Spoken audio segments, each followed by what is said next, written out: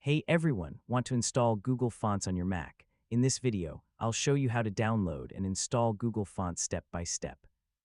First, open your web browser and go to the Google Fonts website.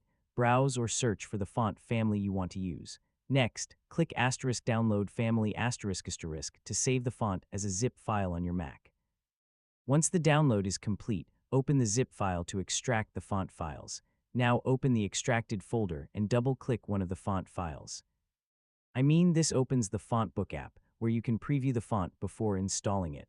Click the *install font ** button in Font Book. Repeat the process for any additional font styles if needed. After the installation is complete, restart any design or editing apps that were already open so they can detect the new fonts. Finally, open applications like Pages, Microsoft Word, Photoshop, Illustrator, or any other compatible software, and choose your new Google font from the font list. And that's how to install Google Fonts on Mac. With just a few simple steps, you can add beautiful free fonts to your Mac and use them in all your creative projects. Thanks for watching, and don't forget to subscribe for more easy technology guides.